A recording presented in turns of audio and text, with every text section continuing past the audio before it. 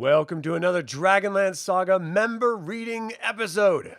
It is me, Sham, Dark Ember, the 20th, and it's actually the wrong intro. Welcome to the DragonLance Saga Gaming Advanced Dungeons & Dragons episode. This is the 7th episode of the Advanced Dungeons & Dragons Dungeon Master's Guide series. It is me, Sham, Dark Ember, the 20th. My name is Adam, and Dragonlance came out of Advanced Dungeons & Dragons, so I thought it would be fun to read the core rules aloud and discuss them with a live audience. I would like to take a moment and thank my DL Saga YouTube members and Patreon patrons and invite you to consider becoming a member or patron.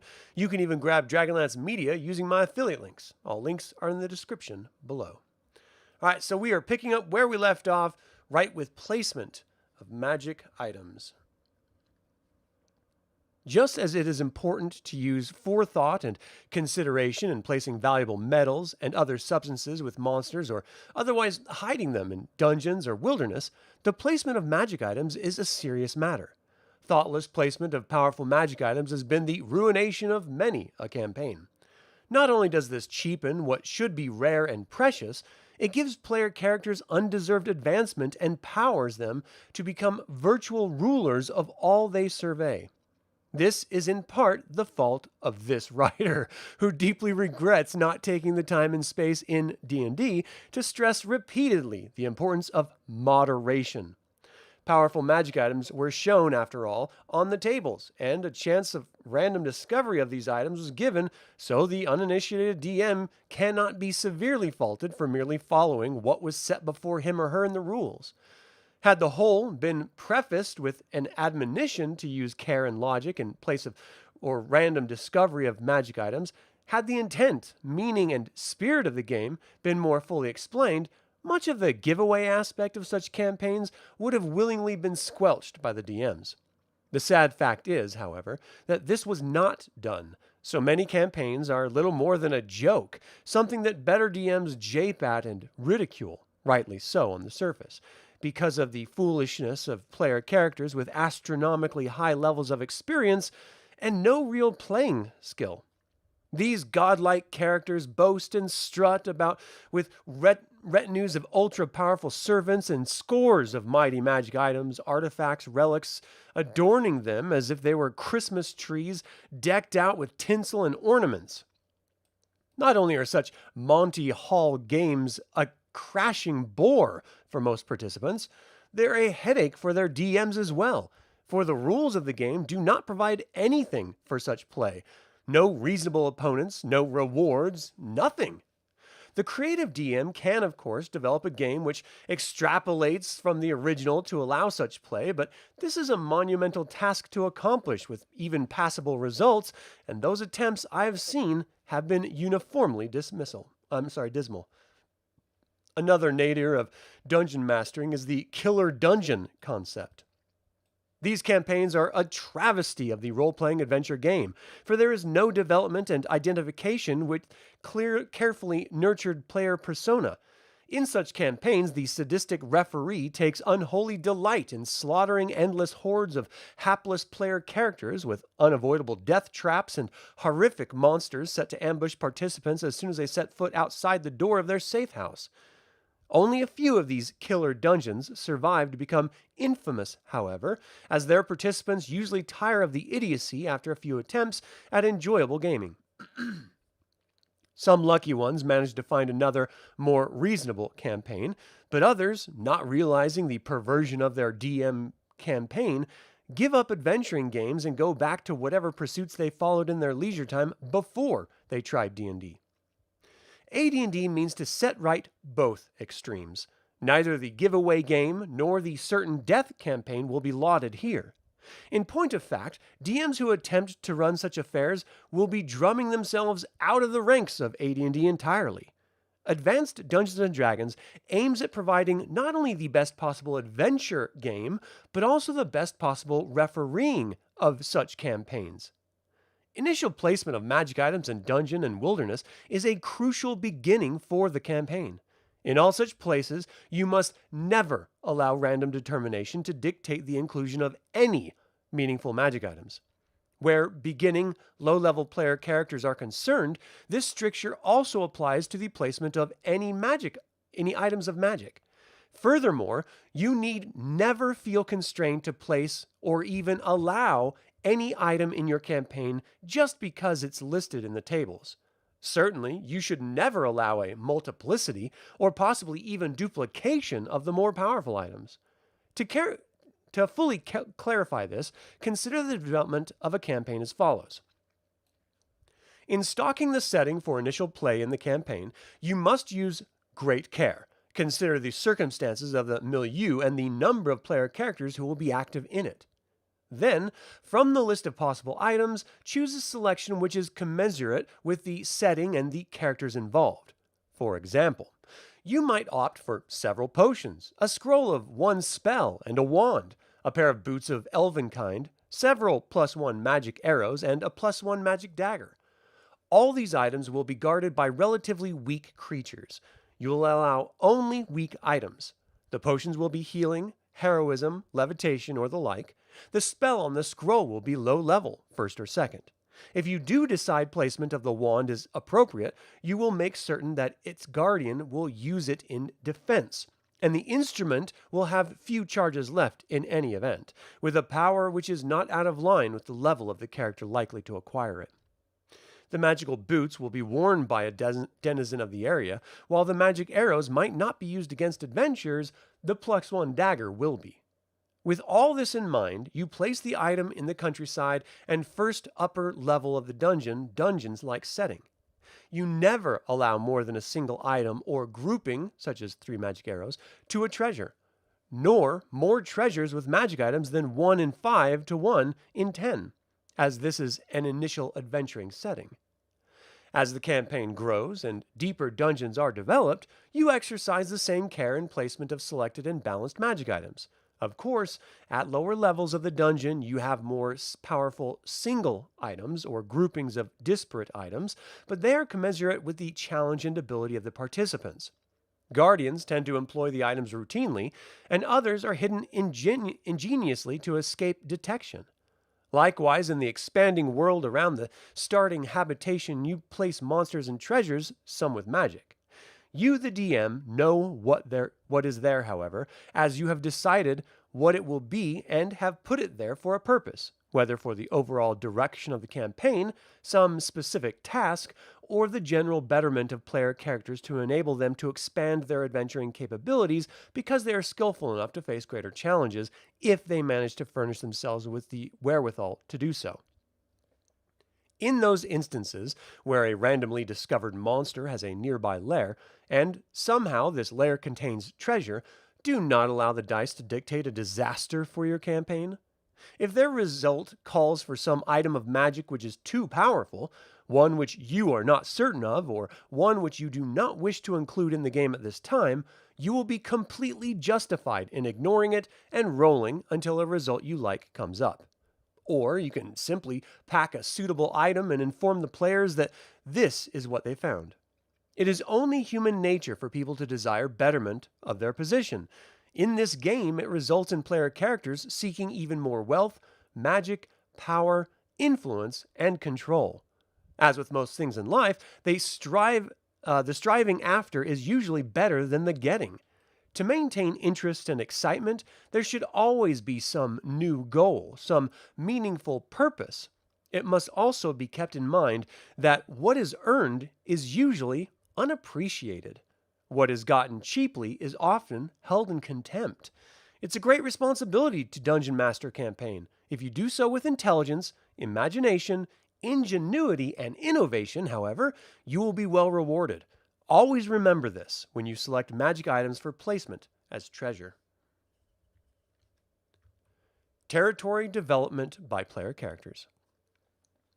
When player characters reach upper levels and decide to establish a stronghold and rule a territory, you must have fairly detailed information on hand to enable this to take place. You must have a large-scale map which shows areas where this is possible, a detailed cultural and social treatment of this area and those which bound it, and you must have some extensive information available as to who and what lives in the area to be claimed and held by the player character. Most of these things are provided for you, however, in one form or another, in this work or in the various playing aid packages which are commercially available. The exact culture and society of the area set up a stronghold about 100 miles from a border town, choosing an area of wooded hills as the general site. He then asks you if there's a place where he can build a small concentric castle on a high bluff overlooking a river. Unless this is totally foreign to the area, you inform him that he can do so. You give him a map of the hex where the location is and of the 6 surrounding hexes. The player character and his henchmen and various retainers must now go to the construction site, explore, and map it, and have construction commence. If you have not already prepared a small-scale map of the terrain in the area,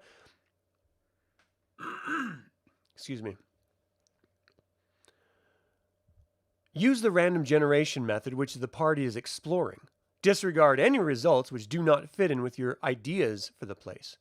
Both you and the player concerned will be making maps of the territory, on a scale of about 200 yards per hex, so that 9 across, the widest part, will allow the superimposition of a large hex outline of about 1 mile across. Use actual time to keep track of game time spent exploring and mapping, somewhat tedious but necessary. Check but once for random monsters in each hex, but any monster encountered and not driven off or slain will be there from then on, excepting, of course, those encountered flying over or passing through. After mapping the central hex and the 6 which surround it, workers can be brought in to commence construction of the castle, and this will require a lengthy period of game time. The player character will have to retain a garrison on the site in order to assure the safety of the crew and the progress of the work. Each day there will be a 1 in 20 chance that a monster will wander into one of the 7 hexes explored by the character, unless active patrolling in the territory beyond the area is carried on. While the construction is underway, the character should be exploring and mapping the terrain beyond the core area. Here, the largest scale of about 1 mile per hex should be used, so that in all the character can explore and map an entire campaign hex. There are many 1 mile hexes in a 30 mile across campaign hex, so conduct movement and random monster checks as is normal for outdoor adventuring. Again, any monsters encountered will be noted as living in a hex as appropriate until driven out or killed. However, once a hex is cleared, no further random monster checks will be necessary, except as follows. 1. Once per day, a check must be made to see if a monster has wandered into one of the border hexes which are adjacent to unexplored or uncleared lands. 2. Once per week, a check must be made to see if a monster has wandered into the central part of the cleared territory. Monsters which are indicated will generally remain until driven out or slain. Modifiers to this are 1.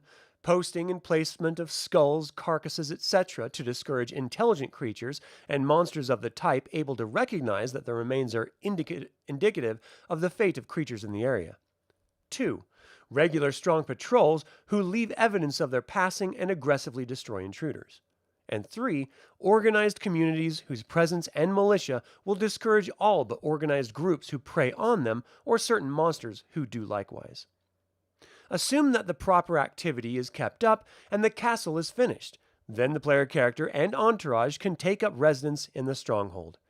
By patrolling the territory regularly, about once per week on a sweep basis, or daily forays to various parts of the area, the character will need only check once each week for incursions of wandering monsters. See Appendix C, Random Monster Encounters, on the uninhabited wilderness tables. Check must also be made on the inhabited table. If no road goes through the territory, then but one such check per week is necessary.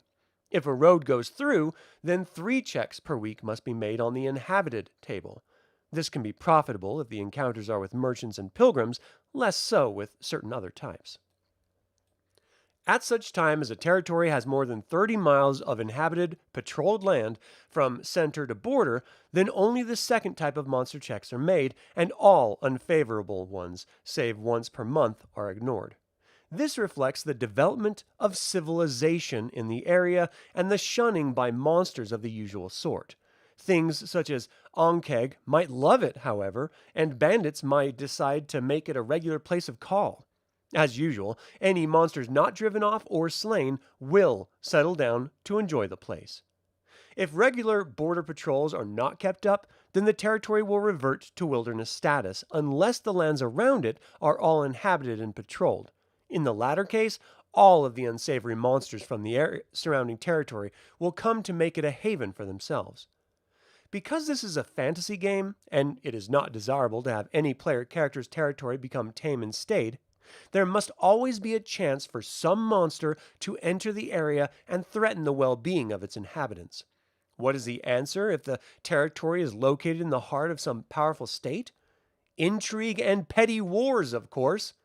If the territory of a player character is part of a nation, then there will be jealous neighbors, assassins, and the like to threaten him or her. In this case, you will have to devote more personal effort to seeing to it that there is still adventure and excitement involved in maintaining the fief. In territories hacked from wilderness, the fame of the owner will eventually spread so as to attract inhabitants to the safety of the area. They will begin to appear after the player character's stronghold is finished and patrols have generally cleared the area. The populace will match the area and the alignment of the character. When a random monster check reveals some form of creature who properly matches the potential inhabitant type for the territory, then have them move in and settle down, making proper subservience calls upon the master of the territory naturally. Hamlets, thorps, and various other settlement forms will eventually be established here and there in the area, starting near the castle and working toward the fringes of the territory. Once these territories become settled and population abounds, relatively speaking, they can be used as centers for activity, good or evil or whatever. That is, they can attract more of the ilk which inhabits them, draw opponents sworn to exterminate them, trigger raids or reprisals, etc. Much of this depends on some action being taken, hopefully by the player character forming active groups from the population base and doing something, but as a last resort, action which you initiate by setting up a series of circumstances which will bear upon the territory. Fighters and clerics will be the principal territorial developers. Magic users will typically become involved to a lesser extent, for they have many more demands upon their time. The real benefit of having player characters develop territory is the addition to your milieu. These areas become focal points for action in the campaign if properly encouraged and handled. And if things grow a bit slow, a DM-invented threat to some territory is bound to get things moving with elan. Going back to the construction of the stronghold, when the player elects to build, he or she must be required to furnish you with a duplicate set of plans of the castle grounds, its dungeons, and interiors as well.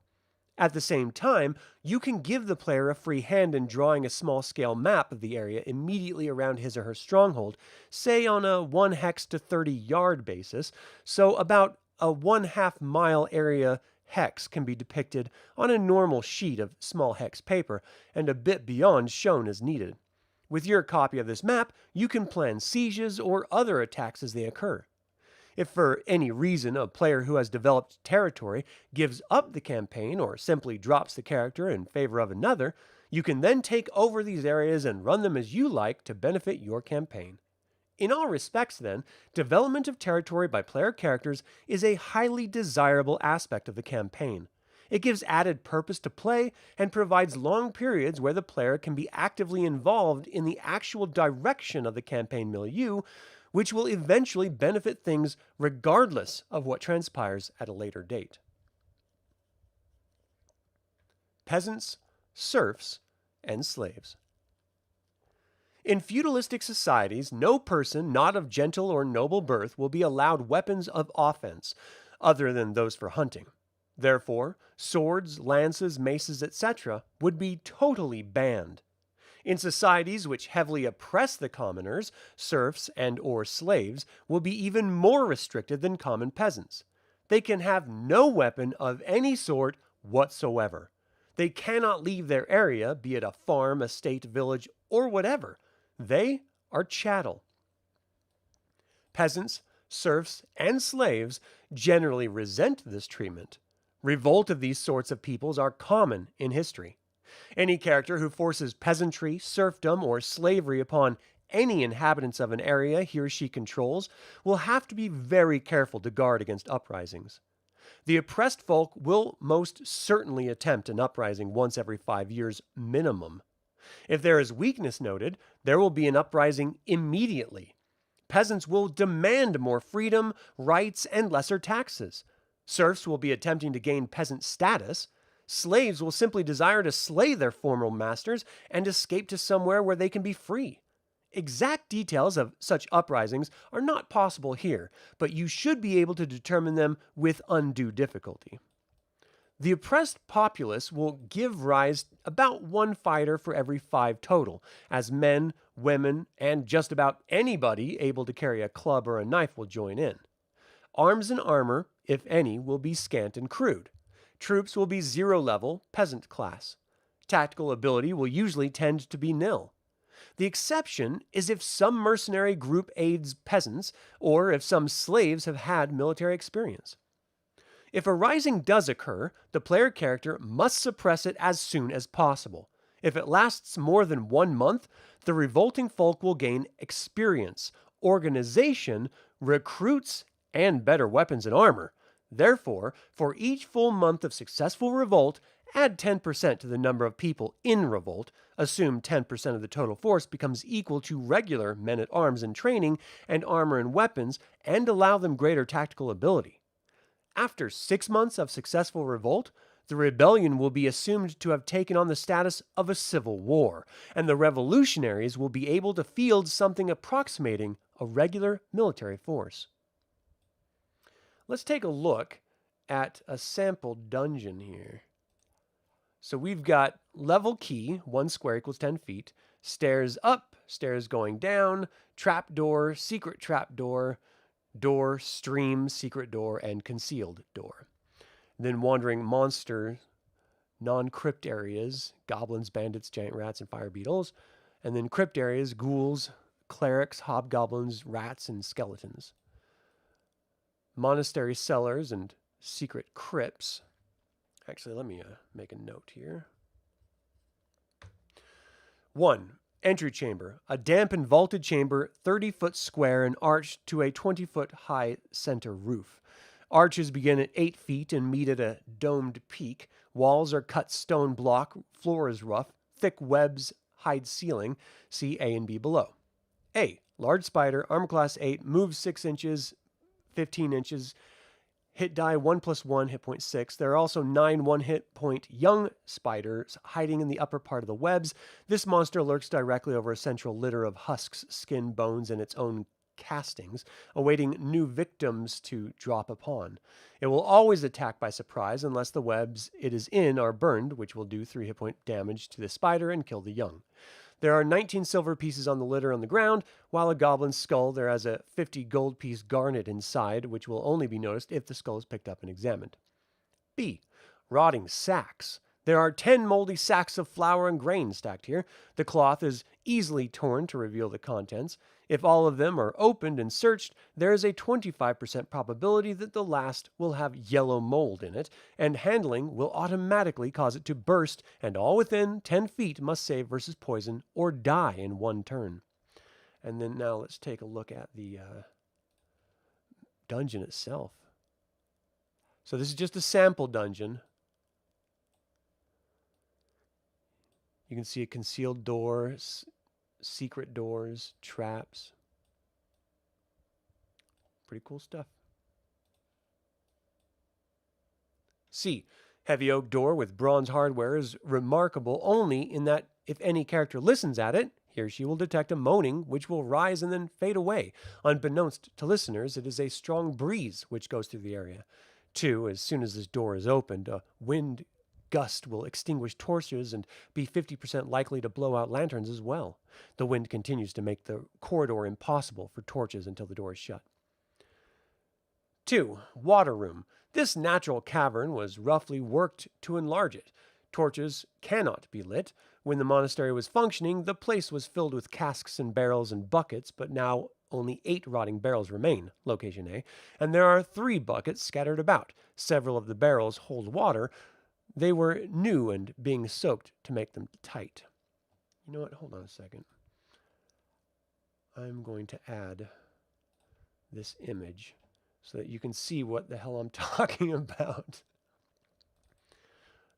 over what I'm actually reading. Give me 1 second as I pull it up. Nope, that's the wrong one. Here we go.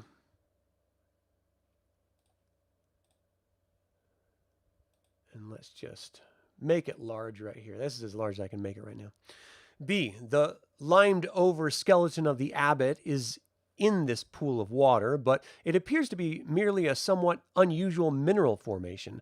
Clutched in the bony fingers is the special key which will allow the secret door at location 28 to open to the treasure room 29, rather than to the steps which lead down to the caverns, step down at 30.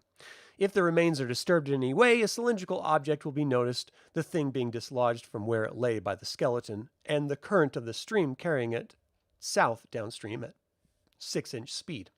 To recover it, a character must be in the stream and score 2 hit as if it were an armor class 4 in order to catch it. It is a watertight ivory tube with a vellum map of the whole level inside. However, slow seepage has made all but a small portion blur and run into ruin. The map shows only areas 1, 2, the passage to 3, a smudge where 3 is, and the passage to 24, about 20 feet south of the secret door leading from 3 to 24. The latter being shown with miniature sarcophagi drawn in the 80 foot or so, not water-soaked and ruined. Stream.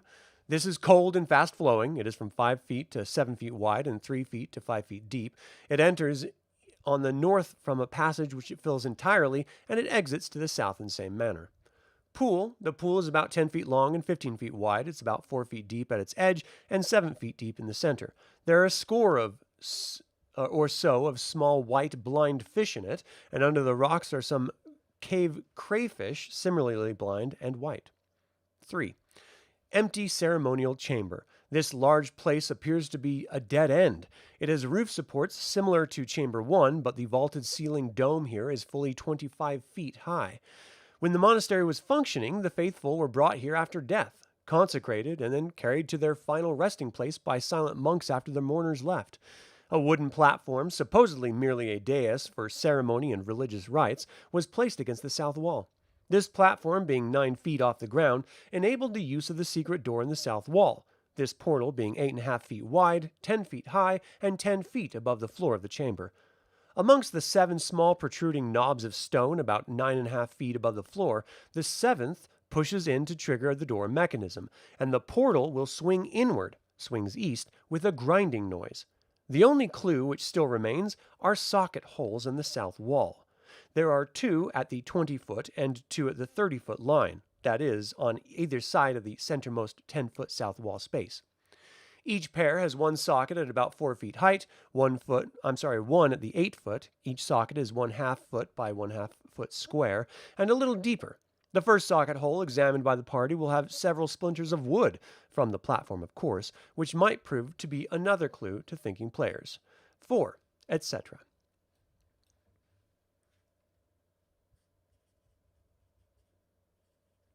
The first dungeon adventure. Assume that you have assembled a group of players. Each has created a character, determined his or her race and profession, and spent some time carefully equipping these neophyte adventurers with everything that the limited funds available could purchase. Your participants are now eagerly awaiting instruction from you as to how to find the place that they are to seek their fortunes in. You inform them that there is a rumor in the village that something strange and terrible lurks in the abandoned monastery not far from the place. In fact, one of the braver villagers will serve as guide if they wish to explore the ruins.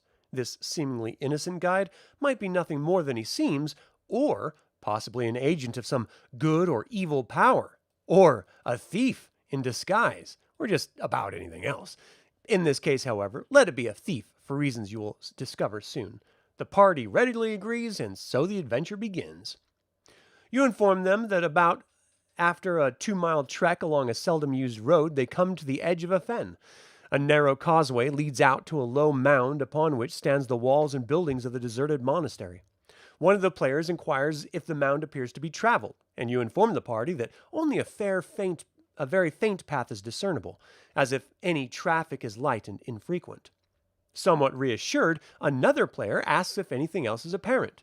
You describe the general bleakness of the bog, with little to relieve the view save a few clumps of brush and tamarack sprouting here and there, probably on bits of higher ground, and a fairly dense cluster of the same type of growth approximately a half-mile beyond the abandoned place. Thus, the party has only one place to go, along the causeway, if they wish to adventure. The leading member of the group, whether appointed or self-elected, it makes no difference, orders that the party should proceed along the raised pathway to the monastery, and the real adventure begins. The so-called guide, the thief, is a third-level, non-player character. You placed him in the village and gave the reason for his being there as a desire for a huge fire opal, which the abbot of the place is said to have hidden when the monastery was under siege. The fellow died, according to legend, before revealing it to anyone. So somewhere within the ruins lies a fortune. But this particular thief lacks courage, so he has been living frugally on the village while seeking some means of obtaining the gem without undue risk to himself. Now he has the party to serve as his means. If they invite him along, then he will go, with seeming reluctance, of course. If they do not, he will lurk near the entrance, hoping to obtain any loot they will have gleaned from the adventure when they return, doing so by stealth or by force if the party is sufficiently weakened from the perils they have faced. Before you are 3 maps.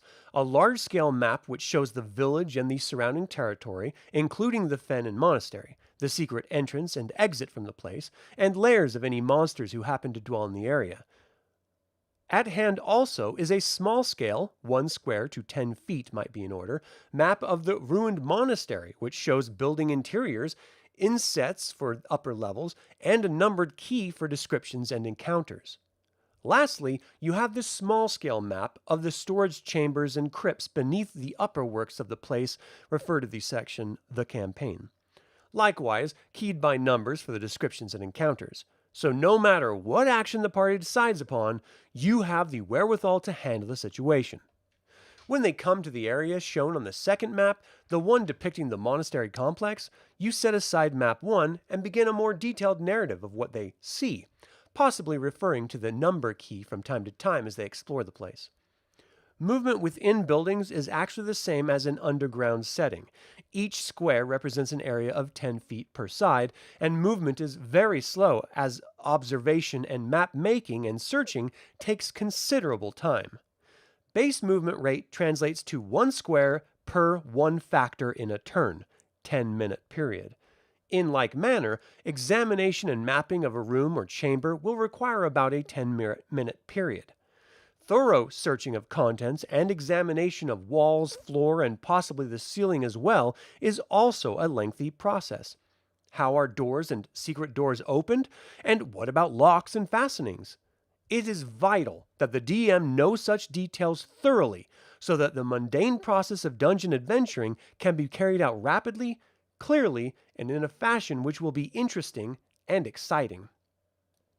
Movement and searching. You must make some arbitrary decisions regarding the time expended in activities which are not strictly movement. Traveling along a corridor and mapping its length takes 1 turn per 90 feet, assuming a base move of 9 inches. How long does it take to move along but a short section of passage, open a door, enter the room beyond, and search it?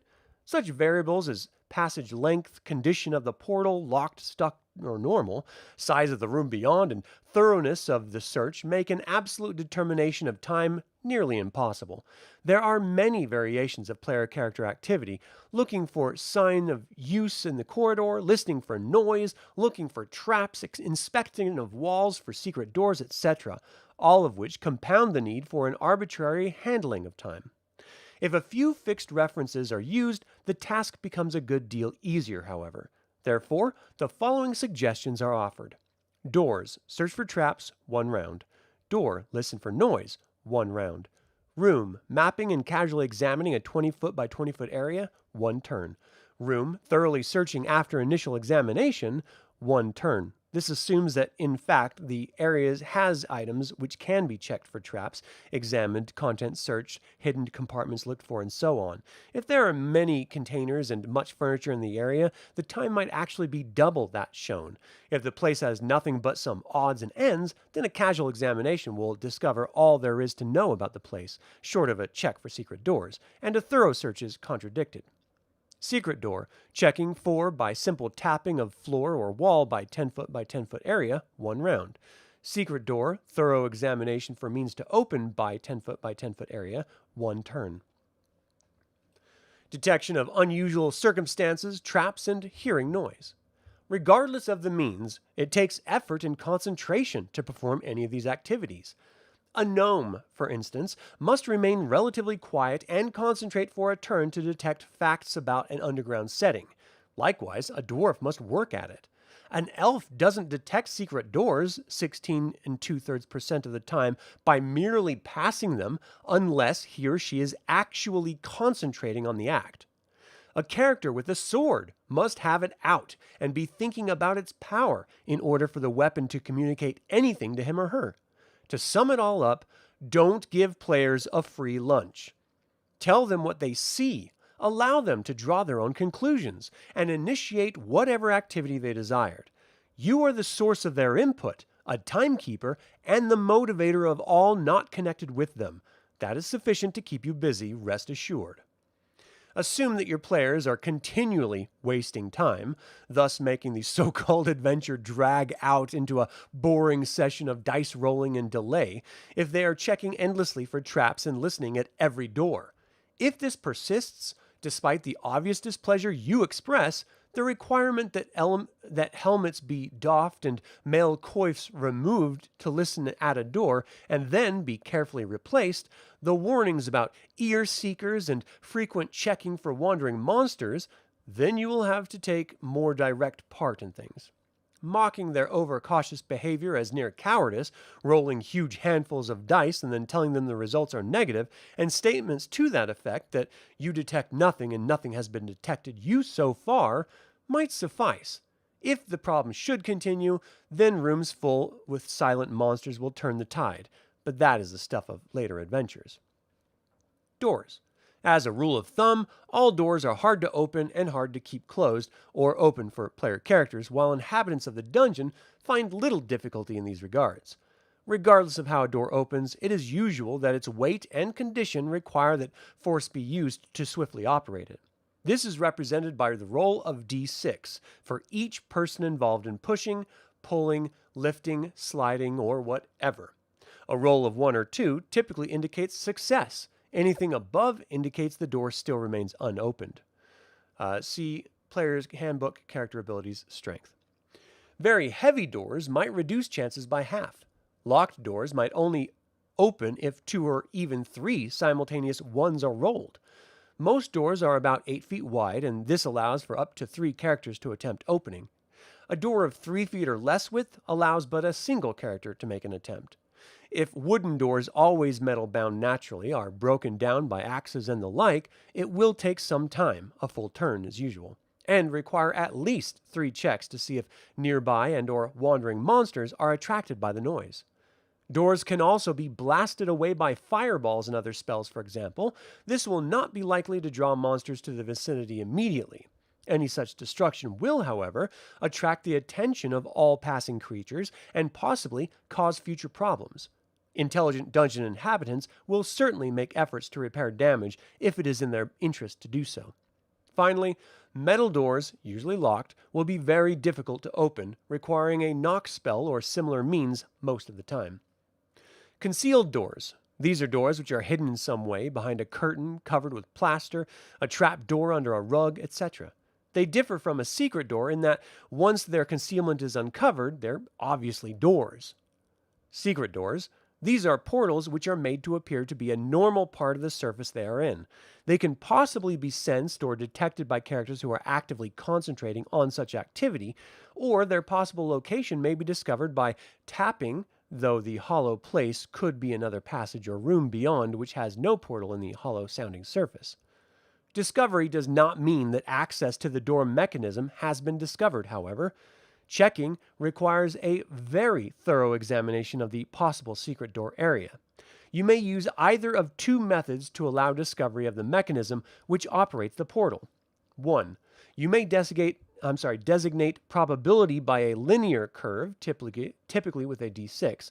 Thus, a secret door is discovered 1 in 6 by any non-elf, 2 in 6 by any elf or half-elven characters, each character being allowed to roll each turn in checking a 10 by 10 foot area. This also allows you to have some secret doors more difficult to discover, the linear curve being a d8 or d10. You may have the discovery of the existence of the secret door enable player characters to attempt to operate it by actual manipulation, i.e. the players concerned give instructions as to how they will have their characters attempt to make it function. Turn the wall sconce, slide it to left, press the small protrusion and see if it pivots, pull the chain. It is quite acceptable to have a mixture of methods of discovering the operation of secret doors. With these basic points in mind, let us return to the action of the first dungeon adventure. Assuming that the abandoned monastery is merely a burned-out shell with nothing but rubble and ruin within, the players spend only a few minutes of real time looking around before they discover a refuse-strewn flight of steep and worn stone stairs leading downward. "Aha!" claims the leader of the group. "This must be the entrance to the dungeons. We'll find what we're looking for there." The other players voice agreement, and so the real adventure begins. What is said by the dungeon master will be prefaced by the letters DM, while the party of player characters will be prefaced by either LC for leader or OC for any of the other player characters speaking. DM: What are you going to do now? LC: Light our torches and go down the steps. DM: Fine, but I'll need the marching order you'll be in.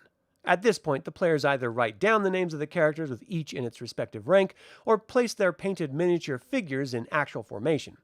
As minimal width is about 3.5 feet per character, a 5-foot wide corridor requires single file. A 10-foot wide passage means up to 3 may be abreast, and up to 6 abreast can move down a 20-foot passageway. Please note what formation you will take in a 5-foot wide passage and what your marching order will be in a 20-foot wide area also. LC, after a brief discussion with the other players: Here's the information on this sheet of notepaper. We'll change it only if one of us is wounded, lost, or killed. DM: Why are the gnome and the halfling in the front rank, the magic user in the middle, and the human fighter and cleric in the rear? LC: That way all 5 of us can act when we encounter an enemy. The magic user can cast spells over the heads of the short characters in front, and the pair in the back rank can do likewise, or fire missiles, or whatever is needed, including a quick move to the front.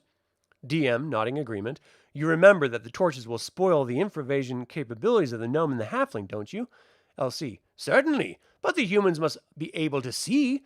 We will go down the stairs now with weapons drawn and ready. DM: You descend southward, possibly 30 feet laterally, and at the end of the stairway you see an open space. LC: Enter the area and look around. DM: You're in a chamber about 30 feet across to the south and 30 feet wide east and west. There are 10 feet wide passages to left and right and ahead, each in the center of their respective walls. The stairway you descend likewise enters the chamber in the center of the north wall. LC: What else do we see? DM: The floor is damp and rough. There are arches supporting the ceiling, starting from a spot about 8 feet above the floor and meeting about 20 feet height in the central dome of the place. It is difficult to tell because the whole ceiling area is covered with webs, possibly old cobwebs. Oh yes, there are some moldering sacks in the southwest corner and some rubbish jumbled in the center of the floor, which appears to be dirt, old leather, rotting cloth, and possibly sticks or bones or something similar. LC: A confused babble breaks out at this point, while players suggesting all sorts of different actions. The leader cautions them and tries for a careful, reasoned, methodical approach. The gnome and the halfling will hand their torches to the fighter, me, and the cleric. They will then look down to the east and west passages, while I check the one straight ahead to the south. The cleric will check the sacks, and the magic user will examine the pile of refuse in the center of the chamber. Everyone agree? OC. Sure, says the players with the cleric character. I'm moving over to the sacks now, sticking close to the left-hand wall. DM.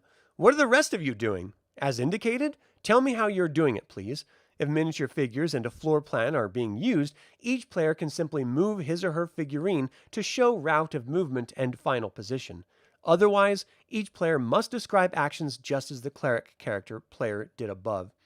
LC. They're now in position. What is seen and what happens? DM. Just as the three are about in position to look down the passages, and while the cleric is headed for the rotting bags, the magic user cries out, and you see something black and nasty looking upon her shoulder. LC. Everybody, quick! See what's attacked her! Then turning to the referee, we rush over to help kill whatever has attacked her. What do we see? DM. A large spider has surprised her, and she went to examine the refuse. It dropped from its web. It landed on her back and bit her. Before you can take any action, she must make a saving throw with a +2 on her die, of course, and then she and the spider must dice for initiative and fight a round of combat. After that, the rest can try to do something. OC, the magic user. A 16! Did I make it? This said as she rolls the die to make the required saving throw against the spider's poison. DM. Yes, easily. So you take only 1 hit point of damage. While you mark it down, I'll roll for the spider's initiative. Beat a 3. OC, again the magic user. A 5! If that means I can act before the spider does, I'll grab it and throw it on the floor and stamp it with my boot. DM. Roll a d20 and we'll see if you hit. The dice score indicates that the magic user would hit an opponent of an armor class of the large spider, so the DM states, you grab the spider, but as you do, you are now allowing the monster to attack you, even though you had the initiative, and it bites at your hand as you hurl it to the floor. Amidst groans of horrified anticipations from the player, the DM rolls a d20, but the low number which results indicates a clean miss by the arachnid. Yug! The nasty thing misses you, and is now scuttling across the floor where you tossed it. LC. Who's the nearest to the spider? Whomever it is will smash it with a weapon. DM. It was hurled down to the southwest, and is now headed for the wall there to climb back onto its web overhead. The cleric is nearest to it. The cleric, of course. I squashed the nasty thing with my mace, and here's the player, having already gained savoir-faire, rolls a d20 to see if his strike is successful. A 20, and a being player shouts, I got it! DM, you're right, and you do. With these words, the DM rolls a d6 to determine the amount of damage. 6 points! That's heavy. Heavy enough to kill it, in fact. It is smashed to pieces. What now? LC. Everyone will do what we set out to do in the first place. If nothing valuable or interesting is in the sacks, the cleric will then help the magic user search the refuse and burn the webs overhead in case there are any more spiders hiding up there. DM. The sacks hold rotten grain, so the cleric will go and help the magic user as ordered.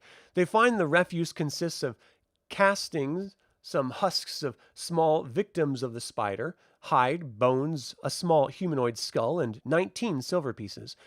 Do you now fire the webs overhead? LC. Examine the skull first. What kind of humanoid was it? Can we tell? DM. Possibly a goblin. When you're looking at it more closely, you see that there's a small gem inside. A garnet. LC. That's more like it. Put it safely in your pouch along with the silver pieces, good cleric, and light the spiderwebs. DM. The strands burn quickly, flame running along each and lighting others touched. You see several young spiders crisped as the mass of webs near the top of the chamber catches fire. LC. That's that. What is seen down the 3 corridors leading out of the place? DM. The east passage appears to turn north about 30 feet or so. The south tunnel runs straight as far as can be seen, and the west corridor ends in a door about 20 feet. LC. Come on, fellow adventurers, let's head west and see what lurks beyond the door. The other players concur, so marching order is reestablished and the gnome and halfling lead the way. DM. Okay, you're marching west, 10 feet, 20 feet, and the passage ends in a door to the west.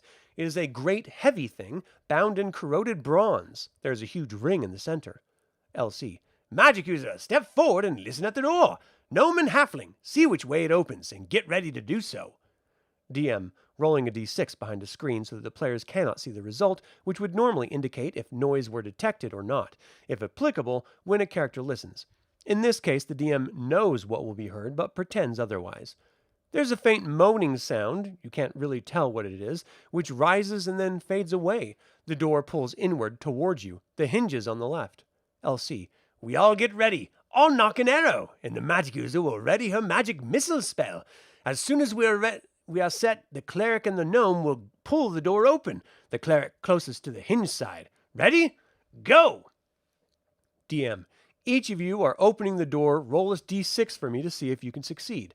I see from your character sheets that the gnome has a normal strength, so he'll need a 1 or 2.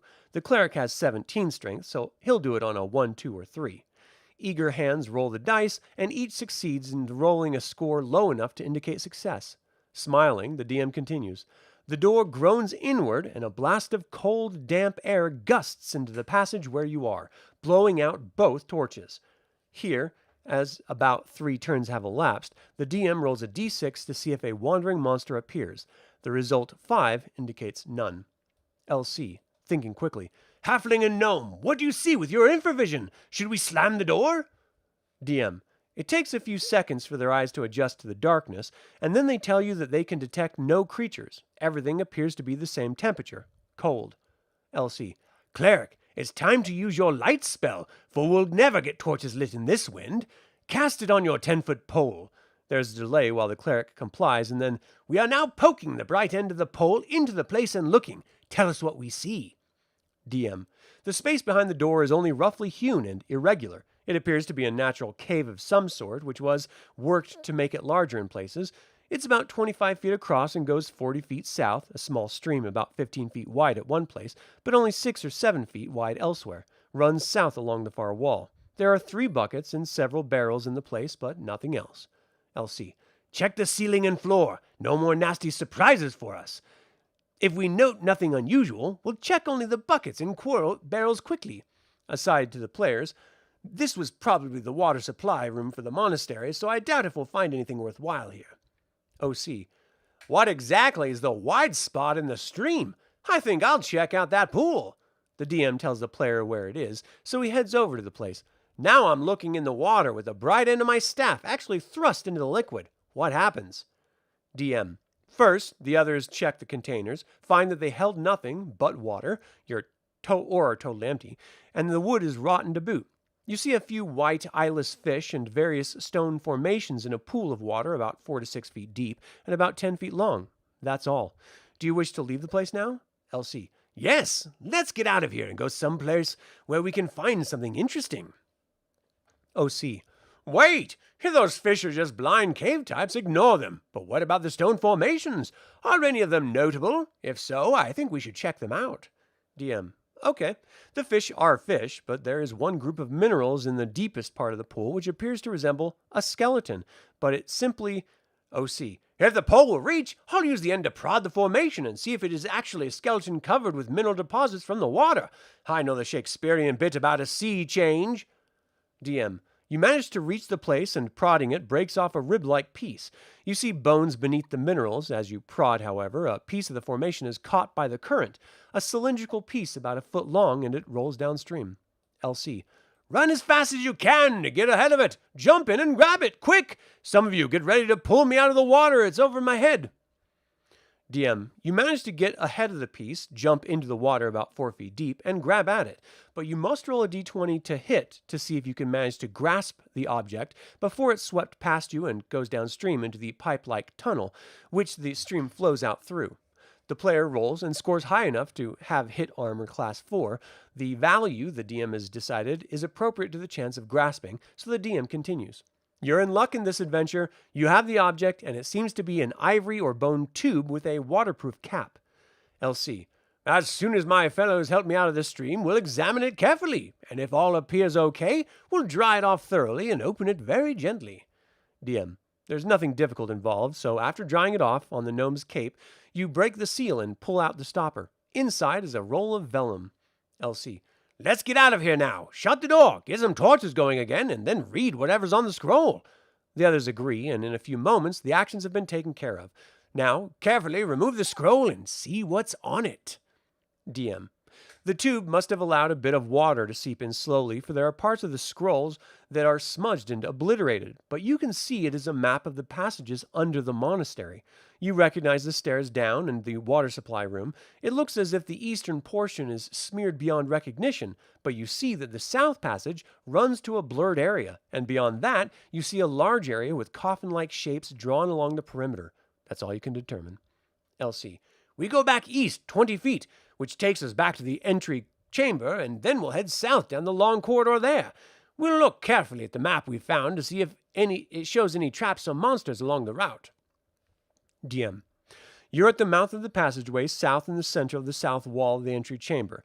The map doesn't indicate any traps or monsters, so you go south down the passage. 10 feet, 20 feet, 30 feet, 40 feet, 50 feet, 60 feet, 70 feet, 80 feet, 90 feet. The passage is unremarkable, being of stone blocks and natural stone, with an arched ceiling about 15 feet high. At 90 feet, you come to the northern portion of a 50-foot by 50-foot chamber. It is bare and empty. There are no exits apparent. It seems to be a dead-end place. Here, the DM makes a check to see if any wandering monsters come, but the result is 2 on a d6, so there are none. What are you going to do? LC. We'll look at our map again. Does this look as if it were the room with the coffin shapes? DM. Certainly not.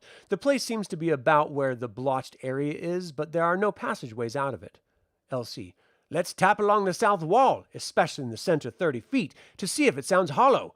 The cleric, gnome, and halfling will do the tapping, while the magic user and I watch back the way we came. DM. Rolling a few dice behind the screen several times, knowing that tapping won't show anything as the secret door is 10 feet above the floor. The entry wall sounds very solid. You spend a full 10 minutes thoroughly checking, even to the far east and west, and all 3 are convinced it is not hollow beyond. However, the gnome, who were placed in the middle, noted some strange holes in the wall. These were square places cut into the natural stone, each about half a foot per side and a bit deeper. There were 2 at the 20 feet and 2 at the 30 feet line, one above the other. The lower is about 3 feet and the higher is about 6 feet. He found some small splinters of wood in one. OC. Does the smudged area give us any clue as to what the holes could be for? Let's feel around inside them to see if there are any levers or catches or something. LC. Yes, look at the map and carefully check those holes with daggers first. We don't want those too loose fingers of hands. When all that comes to naught, can anyone think of why there would be wood splinters in the holes? There must be some sort of clue. OC. The only thing I can think of is the holes are sockets for some sort of wooden construction. LC. Sure. How about a ramp of stairs? How high is the ceiling in this place? DM. Oh, it must be at least 25 feet or more. LC. Let's form a human pyramid and see if there's a secret door higher in the wall, right here in the center where the passage seems to go to southwards. I'll form the base, and the rest of you help the gnome and halfling up and hold them there. Use the pole while they tap. What do they discover? DM. The halfling at the top of the stack has 1 in 6 chance of slipping and brings you all down. A roll of 4 follows, but it doesn't happen, and both the gnome and the halfling manage a few traps, and even the feeble work seems to indicate some sort of space beyond. LC. Let's change the plan a bit. The cleric and I will hoist the gnome up and hold his legs firmly while he checks around for some way to open the secret door. Meanwhile, the halfling and the magic user will guard the entrance, so that we won't be attacked by surprise by some monster while disengaged. DM. You accomplish the shuffle, and let's see if anything comes. A d6 rolled for wandering monsters again gives a negative result. The guards see nothing, and what is the gnome doing now? OC. The gnome. I'll scan the stone to see if there's any marks or some operating device evident. DM. Some stone projections seem rather smooth, as if worn by use. That's all you're able to note. OC. Then I'll see if I can move along any of the stone knobs and see if they operate a secret door. I'll push, pull, twist, turn, slide, or otherwise attempt to trigger the thing if possible. DM. The fifth side projection moves inward, and there is a grinding sound, and a 10 by 10 foot section of the wall, 10 feet above the floor in the center part, swings inward to the right. OC, the gnome. I'll pull myself up to the passage revealed, and Then I'll see if I can drive a spike and secure my rope to it so I can throw the free end down to the others. DM. You get up all right, and there is a crack where you can pound in a spike. As you're doing it, you might be in for a nasty surprise, so I'll roll a 6-sider for me to see your status. Make the roll. Groans as 1 comes up indicating surprise. The DM then rolls 3 attacks for the ghoul that grabbed at the busy gnome, and 1 claw attack does 2 hit points of damage and paralyzes the hapless character, whereupon the DM judges that the other 3 would rend him to bits. However, the DM does not tell the players what has happened, despite impassioned pleas and urgent demands. He simply relates, you see a sickly gray arm strike the gnome as he's working on the spike. The gnome utters a muffled cry, and then a shadowy form drags him out of sight.